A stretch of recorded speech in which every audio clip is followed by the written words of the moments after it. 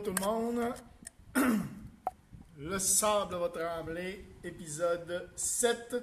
Aujourd'hui, on va parler du système d'éducation. Oh, je suis en train d'essayer de connecter, de mettre mon... je suis en train d'essayer de mettre mon téléphone sur mon pied. Et en même temps...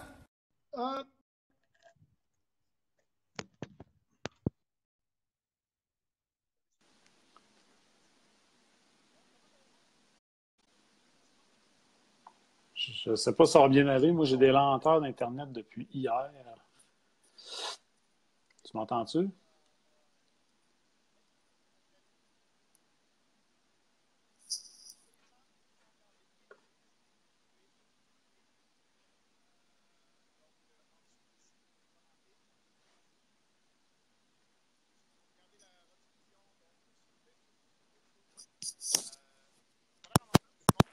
Non,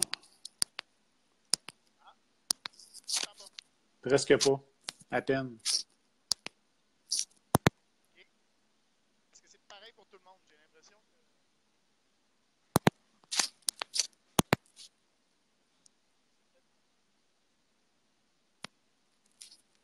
que... Allô, José? Le problème de lenteur, on va être replacé.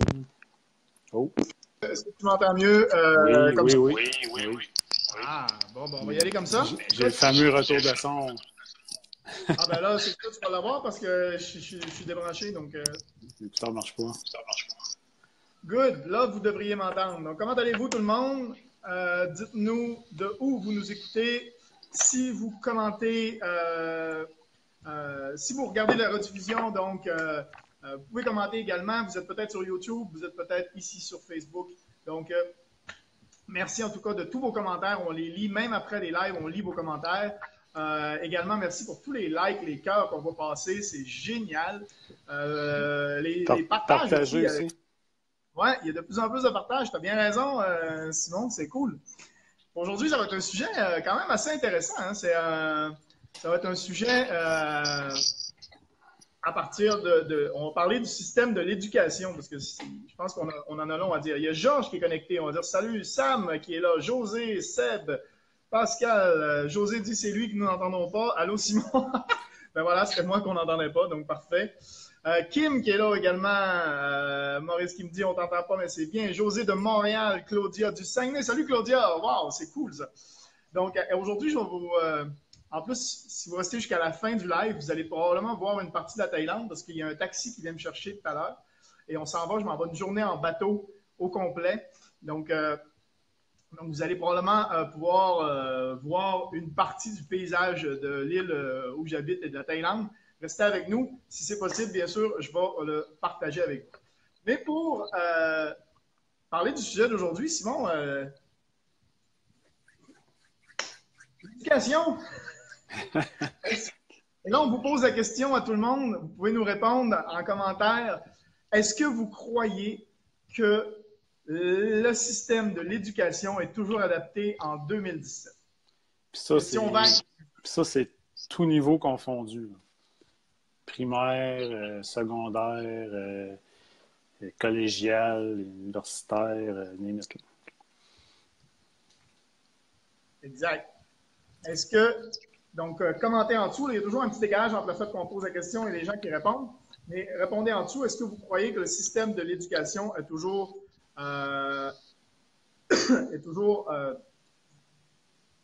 adapté? Josiane demande dans quel pays? Dans quel pays? Partout. Je pense que, non, pas partout. Mais on va dire nord-américain. Nord-américain. Comment? Nord-américain. Ouais, ou France. Québec ou France? Ici, France, aussi. Ouais. C'est sensiblement la même chose. Donc, hop. Sensiblement la même chose. Donc, dites-nous, est-ce que vous croyez que le système de l'éducation... Et deuxième question que je vais vous poser, est-ce que vous faites aujourd'hui le métier que vous vouliez faire quand vous étiez jeune? Deuxième question. Ça va peut-être entamer une autre réflexion. Première question, est-ce que vous pensez que le système de l'éducation est toujours adapté aujourd'hui au monde de 2017? Et deuxième chose, est-ce que vous croyez est-ce que vous faites le métier que vous vouliez faire quand vous étiez enfant, que vous aviez un rêve, vous vouliez faire ce métier-là? Est-ce que finalement, c'est ce métier-là que vous faites aujourd'hui? Et si ce n'est pas ça, ben pour quelle raison vous pensez? Claudia dit, moi, pour ma part, le cégep de Jonquière est quand même bien adapté aux étudiants. C'est quand même bien. On ne dit pas que c'est pas bien. On demande, tu sais, ça peut être bien, le système, comment je peux dire ça? Le cégep, ce qu'elle parle, ça peut être bien, mais le système d'éducation en général, ce qui se donne dans les écoles, c'est pas mauvais en soi. Là. On ne dit pas que c'est tout à faire non plus. Mais est-ce que c'est adapté, on pourrait dire, à la réalité 2017? Là? On s'entend que notre système d'éducation est quand même pas mal véhiculé sur les années 70. Là. Il y a eu des adaptations, c'est sûr, il y a eu de l'évolution, mais ça reste que la base de l'éducation québécoise, je parle du Québec entre autres, je pense que la base est vraiment des années 70 qui a évolué un peu, mais il y a encore beaucoup de choses, je pense, qui auraient tendance à avoir changé. Quand on regarde l'évolution, le système d'éducation tel qu'on le connaît aujourd'hui, le système d'éducation a été inventé, je pense, en 1881 ou quelque chose comme ça par Jules Ferry. C'est pas le sacré, c'était Charlemagne, oui, là, mais la chanson là, qui... C'est un Charlemagne. C'est le sacré Charlemagne. Donc, oui, il y a une partie là, de sous Charlemagne, mais Jules Ferry, le système tel qu'on le connaît aujourd'hui, on va dire en 1881, donc il a inventé le système de l'éducation tel qu'on le connaît aujourd'hui. Et quand on revient en arrière, en 1881, et qu'on regarde comment ça marchait dans les écoles à ce moment-là, on se trouve en 2017 et ça marche sensiblement encore de la même exacte façon. Donc, la matière a pu évoluer un peu, mais le système en soi, comment il est bâti et vers quoi il nous dirige, et de la façon dont c'est enseigné, ça n'a pas changé, ça n'a aucunement changé. Okay? Et en 1881 et le début des années 1900, c'était la révolution industrielle. Okay? La révolution industrielle venait avec un besoin énorme de travailleurs. Okay? Besoin énorme de travailleurs, ça veut dire qu'il faut former de la main-d'œuvre. Donc, le système de l'éducation a été mis en place pour également pouvoir former de la main-d'œuvre. Il y avait des entrepreneurs qui étaient là, ils avaient bâti des usines, et là, il fallait former des travailleurs parce qu'il leur fallait de la main-d'œuvre. Donc, le système d'éducation mettait tout le monde dans le même boule. On rentre tout le monde pareil, tout le monde va sortir, on va aller travailler dans les usines, ça va être parfait. En 2017, de plus en plus de mondialisation, les usines qui s'en vont partout ailleurs dans le monde, on a de moins en moins besoin de travailleurs. On le voit d'ailleurs, le chômage augmente, et de plus en plus, et on forme continuellement tout le temps des travailleurs. On n'a pas changé, on n'a pas évolué, on n'a pas évolué les méthodes d'éducation non plus.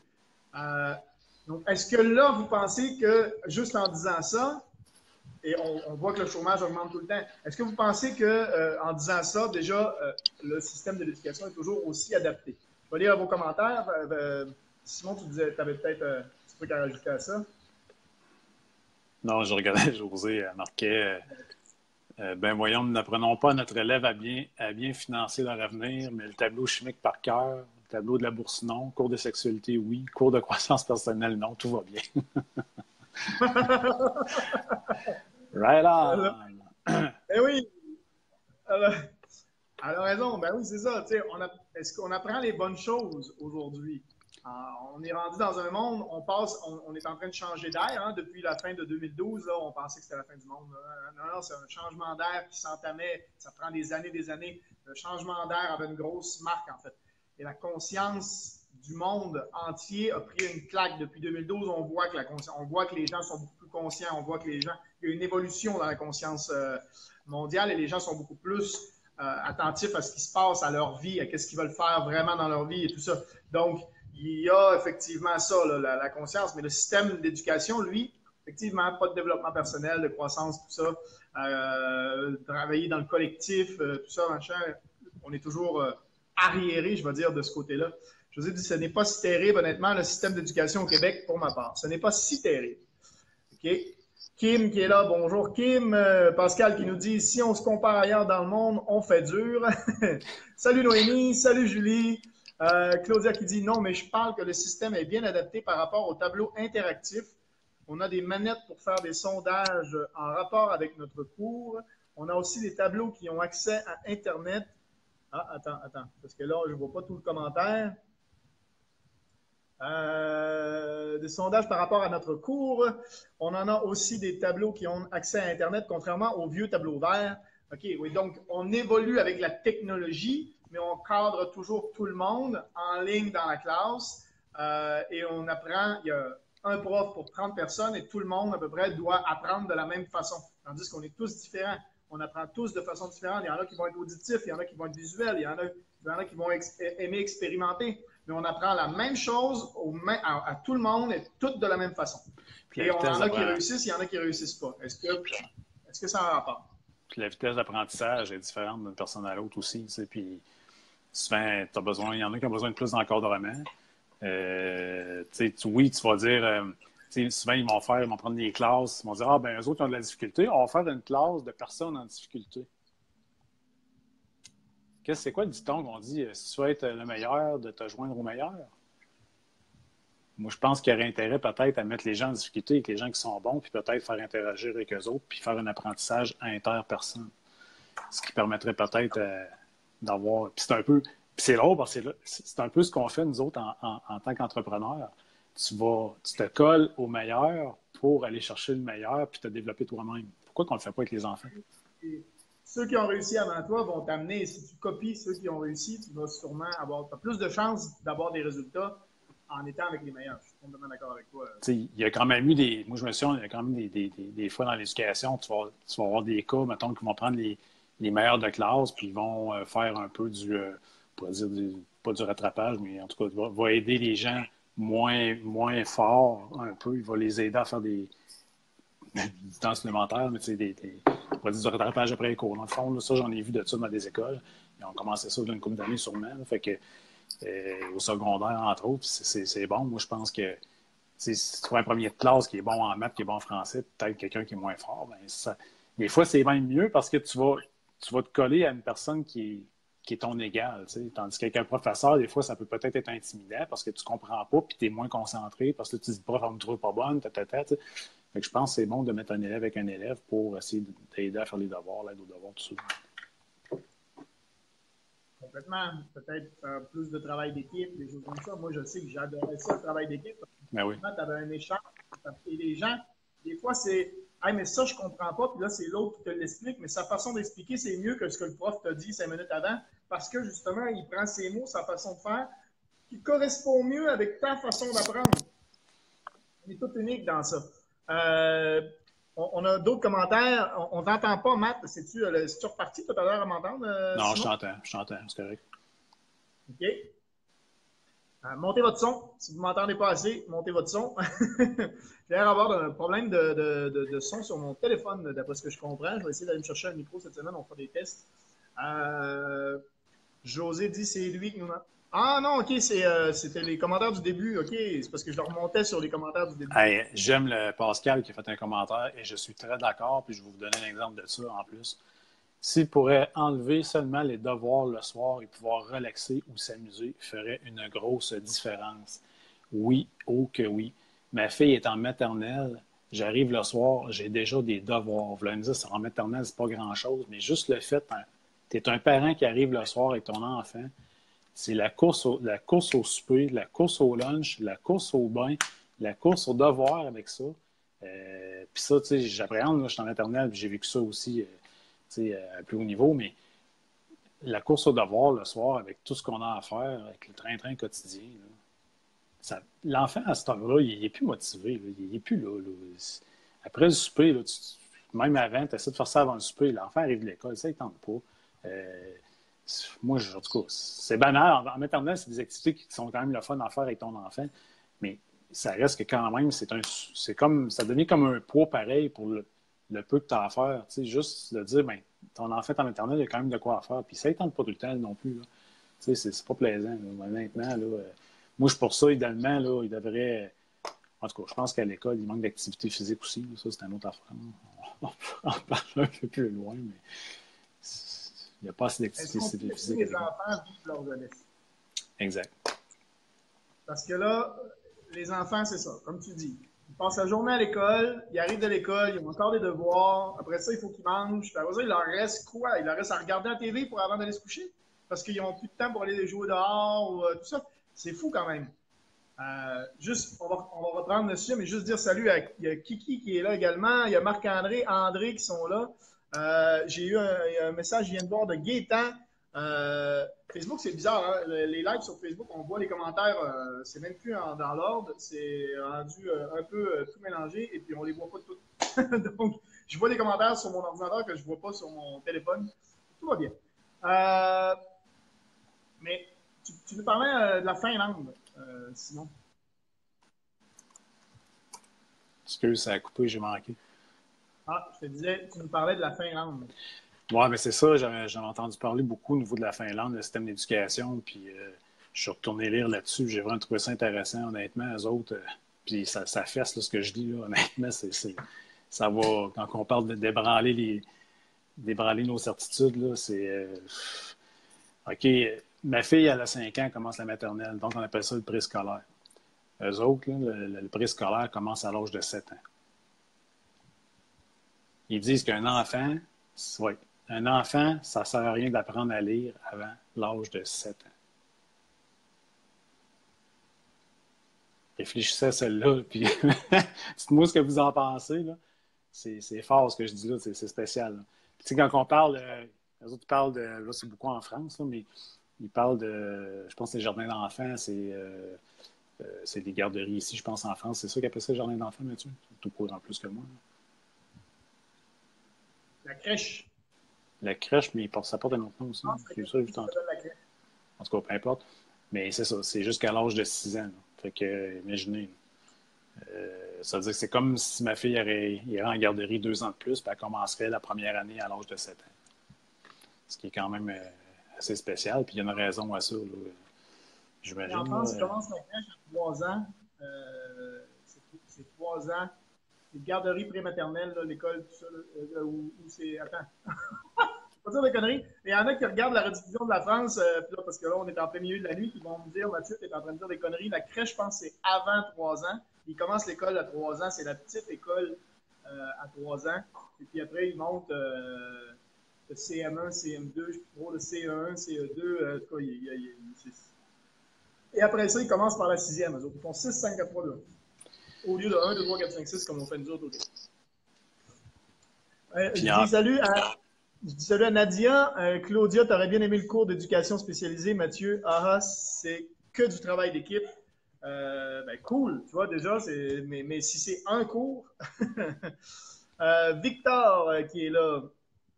José dit non, le système de l'éducation va mal, effectivement. Les dirigeants n'ont pas revisé le système mis en place il y a longtemps, ce qui fait que la population réfléchit et est moins soumise à travailler dans les usines. Les gens évoluent malgré le système d'éducation actuel.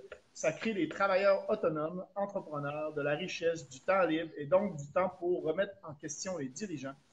Ça, c'est sûr. Ça, c'est pas bien, ça, remettre en question les dirigeants, c'est pas bien du tout. Je sais, je suis ironique, mais heureusement, vu la lenteur de l'évolution du système d'éducation, les gens s'éveillent. Et oui, effectivement, il y a un vrai éveil qui se passe. Et du coup, je dis salut, continue à Amo, Guillaume, Jean-Pierre qui est là, qui va être sur le bateau avec moi, je pense, aujourd'hui.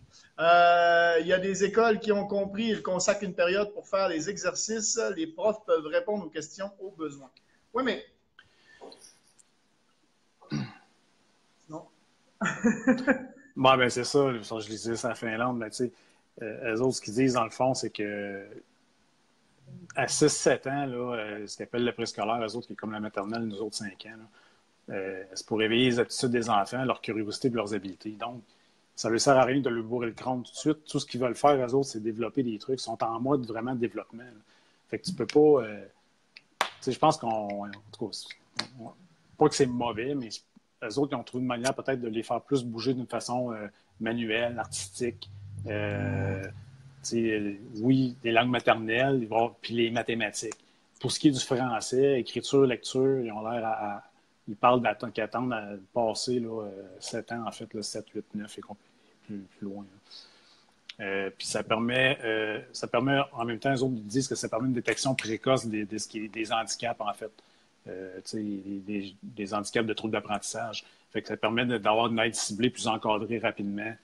Je dis rapidement, mais c'est quand même plusieurs années, en fait, peut-être pour les regarder. Parce que des fois, tu vas avoir quelqu'un qui va être en maternelle, première année, il a l'arrêt normal, puis là, il arrive en 7e, 8e année, puis il commence à avoir des problèmes d'apprentissage là, puis ça peut retarder son développement au niveau de continuer à évoluer avec les autres en même temps. Fait que là, il va se mettre à doubler, peut-être 1 an, peut-être 2 ans. Puis, tu sais, oui, il peut y avoir de l'encadrement, mais des fois, pareil, ça peut avoir un certain retard à ce niveau-là. Tandis que les autres, ils ont l'air à faire des classes qui sont mélangées, en fait. Tu sais, comme là, 6-7 ans sont ensemble. Après ça, tu vas avoir 7, 8, 9, 10. Je pense que c'est jusqu'à 12. Ils mélangent de 7 ans à 12 ans ensemble dans les classes. Puis, ils font des classes plus petites, là, 20 à 25 personnes. Puis des classes spécialisées encore plus. Puis, tout dépend de la discipline. Ils font des classes, des fois, de 12 à 15. Il parlait des sciences, entre autres, pour avoir plus d'encadrement, pour avoir plus d'ateliers, puis pour qu'ils apprennent plus sur le terrain, puis avoir plus d'interactivité. Interactivité ensemble. Mais l'affaire, c'est qu'il y a plusieurs façons d'apprendre. Okay? Il n'y a pas qu'il y a une façon d'apprendre, c'est justement ça le problème. C'est qu'il y a plusieurs façons d'apprendre et il y a d'autres choses qu'on pourrait apprendre dans le système de l'éducation qui est pour moi absolument plus adapté au mode de vie d'aujourd'hui et justement à la possibilité d'ouvrir les gens à être entrepreneurs. Tu vois, au lieu de créer toujours de la main-d'œuvre pour aller travailler pour les entrepreneurs de ce monde, regardez la grosse majorité des entrepreneurs qui ont réussi dans ce monde, c'est des gens qui ont lâché l'école, qui ne sont pas rentrés dans ce moule-là, justement, de l'école, qui nous forment à devenir des travailleurs. Quand on regarde Steve Jobs, Bill Gates, qu'on regarde Tesla, je pense, Elon Musk, tout ça, c'est des gens qui ont lâché l'école. Quand je regarde la grosse majorité des entrepreneurs sur Internet, c'est des gens qui ont lâché l'école. Et c'est eux qui réussissent le plus. Donc, à un moment donné, et à l'époque où les artistes, souvent, c'est des gens qui ne rentraient pas dans le moule. C'est des gens qui ne rentraient pas dans le moule. À l'école, on disait, ah, c'est des marginaux. c'est des marginaux. Les artistes, c'est des marginaux. Mais tout ça, tu vois, on essaye d'étouffer la créativité des gens par un système d'éducation qui n'est pas adapté à différentes possibilités et à les mettre dans un moule où tout le monde fait pareil.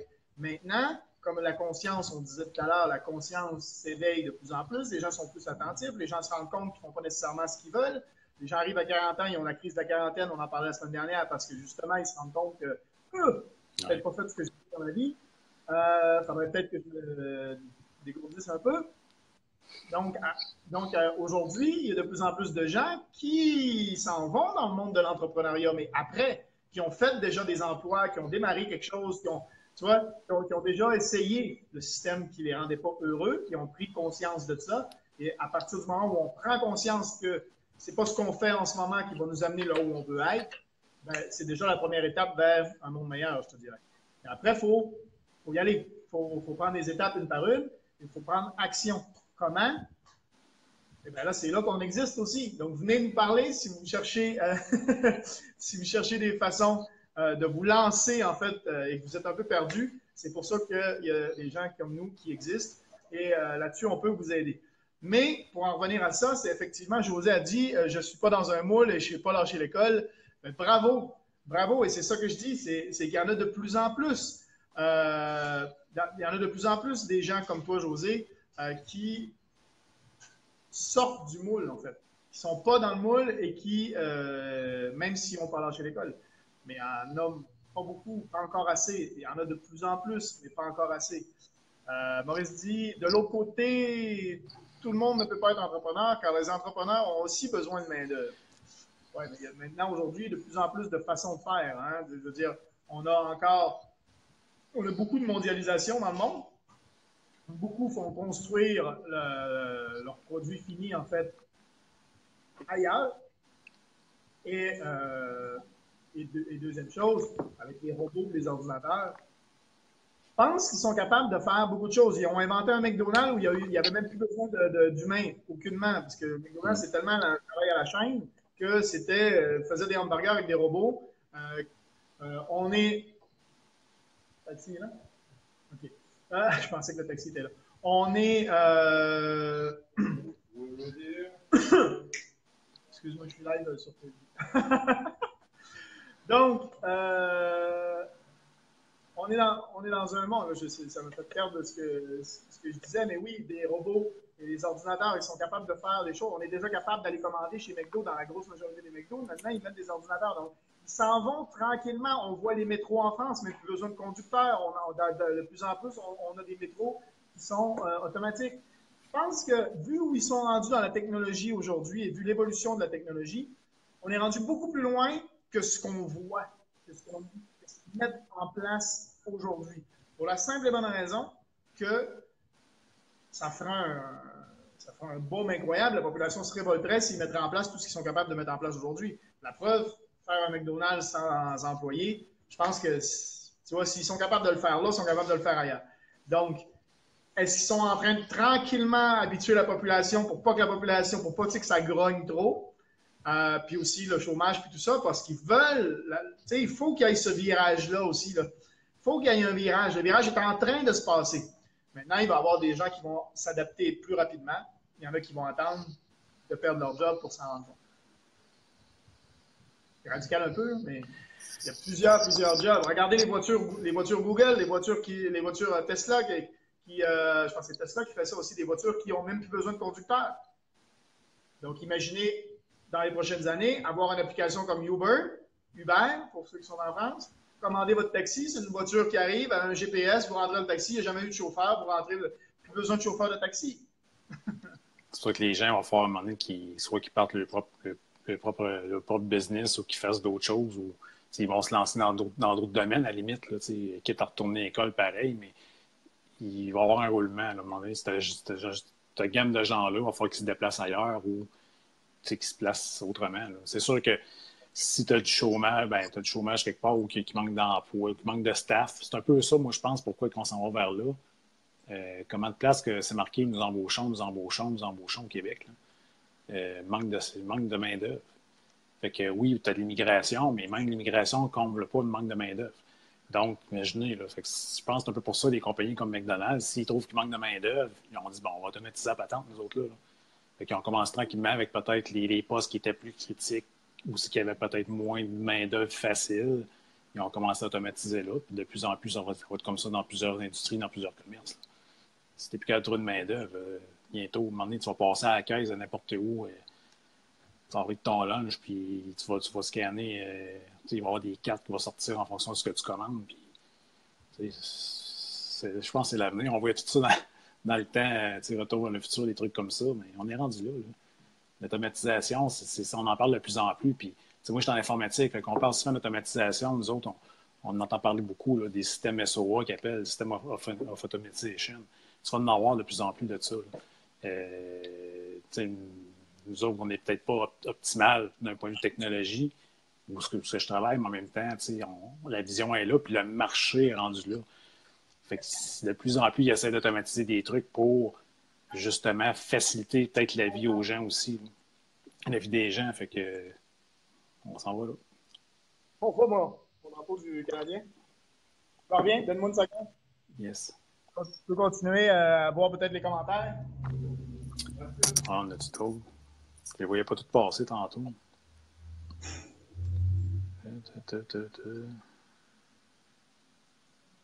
Bonne soirée, bonne discussion. Merci, José. Maurice disait de l'autre côté, tout le monde ne peut pas avoir, on l'a dit tantôt, pas d'entrepreneur, ça c'est vrai. On n'a pas d'autres commentaires. Je vais revenir un peu tantôt. On disait, je parlais du mode d'éducation de la Finlande. C'est ça, eux autres, ils ont divisé ça en 7 disciplines, en fait.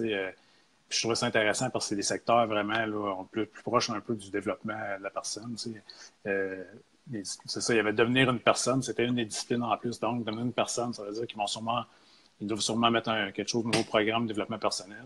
Puis ce que j'avais lu aussi, c'est qu'il n'y a pas de cours magistraux. Il n'y a pas de professeur assis en avant qui donne un cours magistral. Donc, il doit donner peut-être certaines directives. Puis les gens, après ça, ils vont faire... ils ont beaucoup de livres, de bibliothèques, ils vont dire, mettons, pour donner, mettons, une lecture à faire, puis les gens vont discuter de cette lecture-là. Ils vont commenter peut-être des passages ou des trucs comme ça. Ils vont échanger, en fait, sur le sujet du livre ou un chapitre quelconque qu'ils ont lu. Fait que j'ai trouvé ça intéressant. L'autre discipline, il parle d'identité culturelle, dimension internationale. Je ne sais pas si ça compte une partie... il y a citoyenneté, participation, perspective et monde de l'entreprise, médias, communication, responsabilité vis-à-vis de l'environnement, bien-être, développement durable. Ça, c'est d'actualité. Je pense qu'ils sont vraiment sur la coche avec ça. La sécurité routière. Ils commencent à l'école de parler de sécurité routière. On a eu nous autres ça un peu à l'école, mais si ça peut aider à avancer à ce niveau-là. Ils parlent de technologie et individu. Il y a un point que je trouve peut-être qui manque dans le discipline, c'est peut-être qu'ils ne parlent pas de finance, l'aspect financier qu'on a parlé dans l'épisode 1. Moi, je pense qu'à l'école, on devrait avoir des cours sur la finance, financement, au niveau de la finance personnelle, budgéter, placement, comment ça fonctionne au niveau des finances. On était rendu tout à crédit aujourd'hui, fait que moi, je pense que c'est un manque à ce niveau-là dans les écoles, qu'on devrait avoir ça dans les programmes. Fait qu'eux autres, je ne sais pas si on plaçait ça dans le monde de l'entreprise, j'imagine que oui. On souhaitait que ça soit là pour eux autres, mais c'est ça.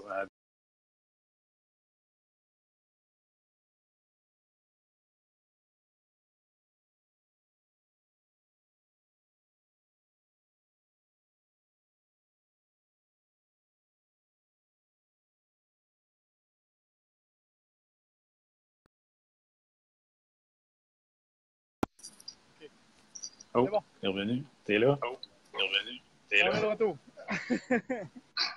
Là, vous allez voir, pour ceux qui n'étaient pas là au début, vous allez voir une partie de la Thaïlande parce que je suis sur l'île où j'habite et vous allez pouvoir voir une partie. On va se promener en taxi. Vous allez pouvoir voir comment ça se passe.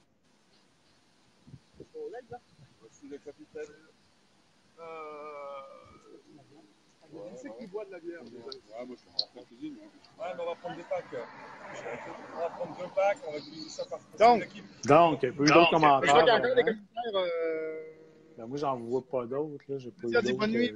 Bonne nuit, Matt. Bon show, merci. Salut Nadia, en passant. Guillaume dit les médecins immigrés deviennent chauffeurs de taxi. Qu'est-ce qu'ils vont faire si on n'a plus besoin de chauffeurs de taxi? C'est effectivement une question à se poser. Si on a moins besoin de chauffeurs de taxi, comment puis qu'on prend des médecins, puis qu'on les envoie, puis qu'on n'a pas de médecins dans les hôpitaux. Ça, c'est aussi quelque chose qu'on... Je ne sais pas si vous m'entendez bien, parce que là, il y a du bruit, parce que je suis dehors, là, mais... On t'entend ça. Mais ça, c'est aussi quelque chose qu'on pourrait parler dans un des shows, c'est le système des hôpitaux, parce que ça, c'est un autre domaine. Ça, c'est vraiment un autre domaine qui mérite discussion longuement, parce qu'effectivement, c'est pas normal qu'on ait des médecins qui sont chauffeurs de taxi, tandis qu'on a besoin de médecins au Québec. On attend 8 heures à l'urgence, c'est bien qu'il y a un manque à quelque part. C'est pas... Donc, il y a un problème à ce niveau-là. Et ça, c'est aussi un peu dû au système de l'éducation, parce qu'on ne reconnaît pas les diplômes d'ailleurs. Okay? Au lieu de juste reformer vite fait, adapté à la réalité québécoise, on va dire, de la médecine, qui prendrait peu de temps, je pense, à un médecin. La médecine, je veux dire, il n'y a pas juste une façon aussi de soigner les gens. Ça, c'est un autre sujet. Mais je pense qu'en effet, faire évoluer la reconnaissance des diplômes par rapport à certains pays, je veux dire, et reconnaître aussi que, je veux dire, c'est pas parce qu'on ne soigne pas tout de la même façon puis qu'on ne prescrit pas tous les médicaments d'une compagnie en particulier, je veux dire, que ça veut dire que c'est pas bon. Bon, on va rentrer dans le... Ouais, on va rentrer dans la médecine douce, là, mais... ça part du système de l'éducation. Tout ça, ça part aussi du système de l'éducation qui ne reconnaît pas les diplômes des systèmes d'éducation des autres pays. Mais je sais pas, il pourrait lui faire passer une espèce de test d'aptitude quelconque pour essayer de faire une équivalence ou de dire oui, ce que tu as étudié est très bon puis est adaptable au Québec, je ne sais pas. Sinon, lui donner, les encadrer puis lui donner un cours spécialisé en fonction peut-être de la spécialité qu'ils veulent avoir. Tu sais, c'est un généraliste versus un chirurgien versus peu importe, là, spécialiste quelconque en orthothérapeute, anyway. Là. Je On pense qu'il y aurait s'entend-tu moyen. que c'est un métier que peu importe le pays, c'est sensiblement la même chose? Hein? Je veux dire que tu sois. Une chirurgie, c'est une chirurgie. Là. Je veux dire, les outils doivent être à peu près sensiblement les mêmes. Je veux dire, euh, on pourrait faire évoluer beaucoup plus vite ce qui est bloqué aujourd'hui, ce qui est par le système de l'éducation. Et parce que le système d'éducation ne s'adapte pas. Il est figé, c'est un moule, c'est figé, ça ne s'adapte pas. Et c'est là qu'il y a un des gros problèmes d'aujourd'hui, en fait. C'est. Ouais, ben, on rentre un peu dans l'aspect de société. T'sais, on parle souvent, une société distincte, OK, c'est bien beau, mais tu te fermes les portes à bien des affaires dans Cameroun. Tu te fermes les portes pour sortir, tu te fermes les portes pour rentrer. Fait que les gens qui rentrent ici, ben, tu viens de te limiter. Là. Tu te limites peut-être à de la super expertise qui vient d'ailleurs, qui est peut-être même meilleure qu'au Québec en certains cas. Puis non, tu ne l'adresses pas, puis tu ne la reconnais pas. Là. Je pense que c'est un non-sens tant qu'à moi. J'ai vu des cas de maîtrise qui ont été donnés en équivalence, mais vu son bac, le bac n'est pas reconnu, mais il y a une maîtrise, mais il ne peut pas faire la job pareil parce que ça prend un bac pareil pour avoir la job. C'est vraiment spécial. Même s'il y a une maîtrise, ça ne fonctionnait pas. Fait que, il peut pas, la personne ne peut pas avoir la job au statut qu'elle devrait avoir. C'est un peu bizarre. Il devrait établir des tests d'aptitude. Moi, je pense que ça serait meilleur à faire. Très bonne idée, ça. Allez, on va en sortir des super idées de ce live-là. On va dire à la ministre de l'Éducation de peut-être jeter un œil. Jeter un petit coup d'œil épisode 7. des idées de comment faire adapter le système de l'éducation du Québec. Donc, peut-être des tests d'aptitude, ça, c'est une très bonne idée. Adapter les classes, mélanger, pas faire des classes de trucs, des gens en difficulté, puis des gens qu'on dit normaux. Ça, c'est encore des choses qui, tu sais, se dire dans la tête de quelqu'un, dès qu'on lui dit t'es pas normal, t'es une personne en difficulté, ça agit énormément, tu sais. Puis après ça. Tout le monde peut être normal. On parlait du niveau d'apprentissage tantôt, la rapidité. Je ne comprendrais pas quelque chose aussi vite que toi ou vice-versa. C'est pas tout le monde qui comprend tout vite en même temps. Ça dépend de tes références, ça dépend de tes valeurs, ça dépend des principes que tu as reçus. Ça peut dépendre de bien des trucs. T'sais. C'est pas parce que j'ai pas lu un livre que je suis moins intelligent que toi. Là. Tu comprends? Exact. J'ai juste pas la référence que tu as parce que j'ai pas lu le livre, mais ça ne veut pas dire nécessairement qu'on est moins intelligent pour autant. Quelqu'un peut avoir des bonnes idées pareilles, mais c'est une question de niveau. Là.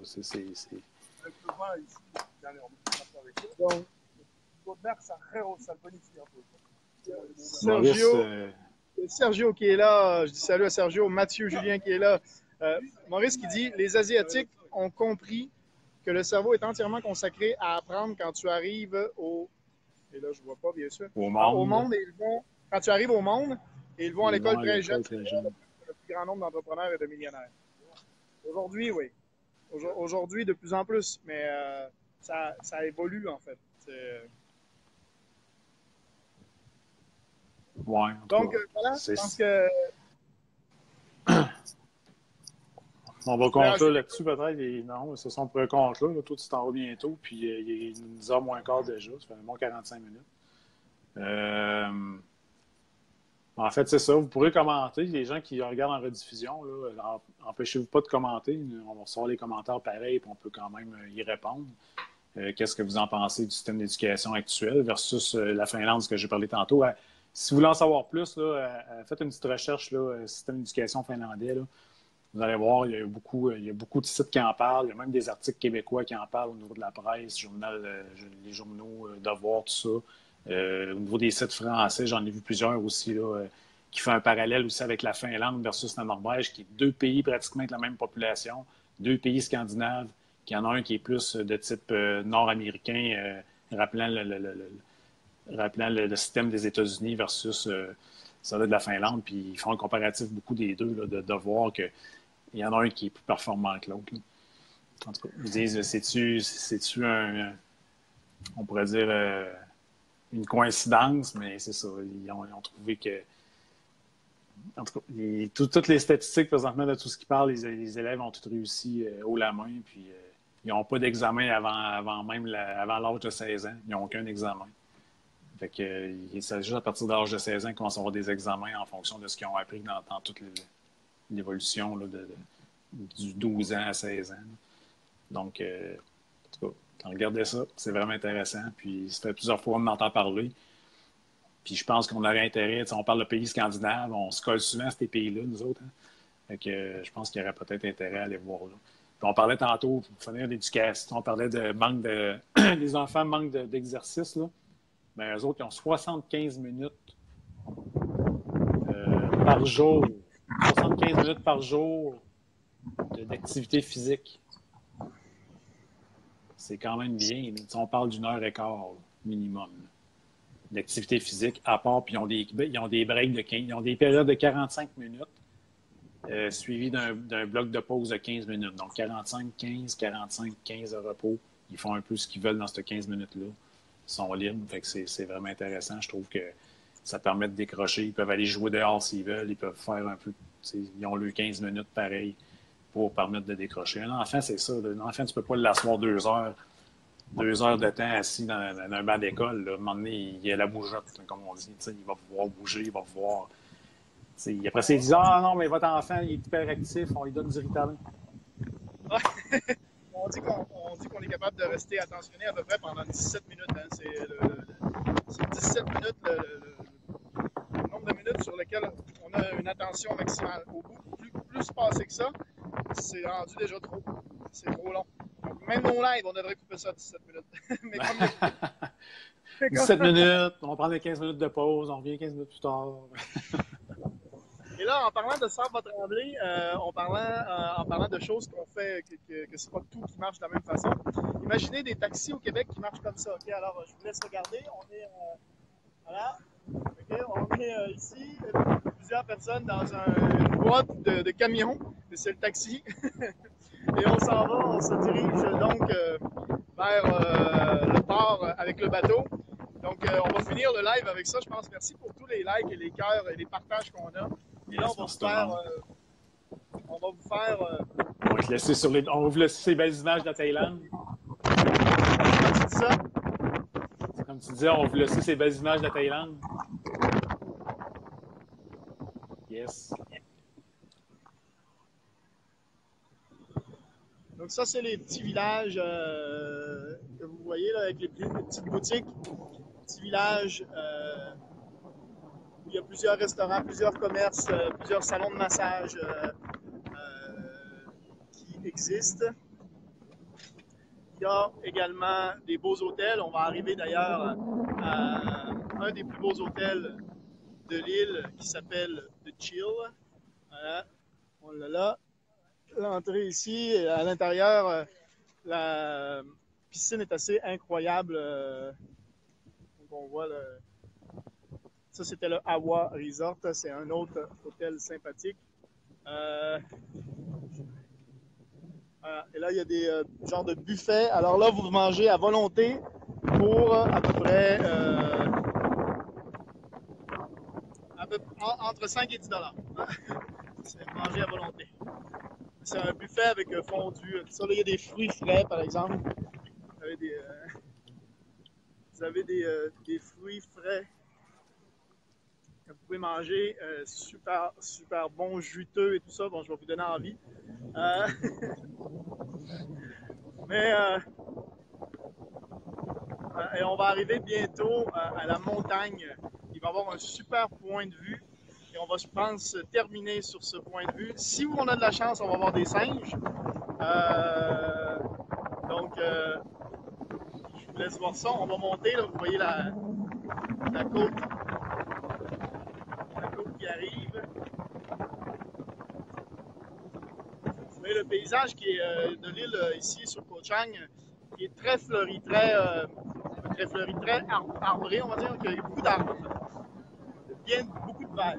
Alors, regardez, là, ici, on voit, hop, je ne sais pas si vous voyez,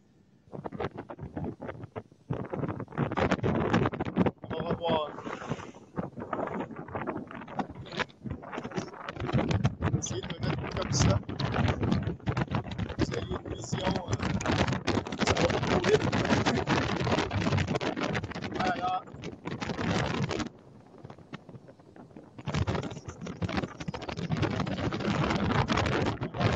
quelques instants au point de vue. Je ne sais pas si on va voir. Ça.